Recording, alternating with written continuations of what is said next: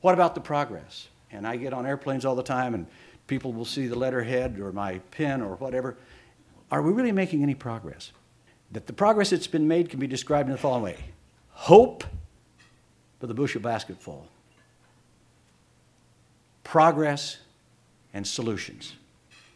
And I think about that because I know when I first got involved as a volunteer and as a junior faculty at Purdue University, I came to Chicago to be trained, and I was all excited, and someone said, well, John, don't get too excited. You know, there's not much we know what to do right now. And it's kind of a sobering thing. So my passion today is that that's all changed. So we can't say, oh, boy, it's too bad, but there's really nothing we can do. That's not true.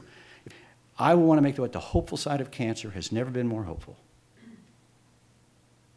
And that cancer is potentially the most preventable and the most curable of the major life-threatening diseases facing Americans today, potentially.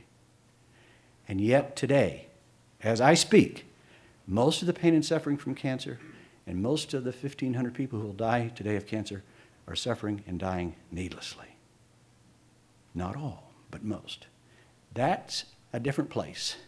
That's a different place when we, in 46, said we've got to fund more research and believe in the scientific method because we just don't know what this is all about, this thing we call cancer.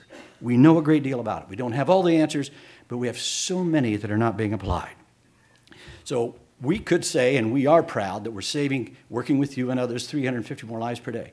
We're not satisfied. We want to go from 350 to 1,000 a day in the United States, ultimately working with Catholic Charities and others to 10,000 per day globally. What I want to say here today is that I'm not just pulling these numbers out of the sky. These are numbers that Dr. Otis Brawley, who sits over here, who heads up our scientific department, is our chief medical and scientific officer, and his tremendous team of world-class epidemiologists derive, published literature shows we could be getting these kinds of outcomes if we do the right thing. And we think, the American Cancer Society, therefore it's a moral imperative.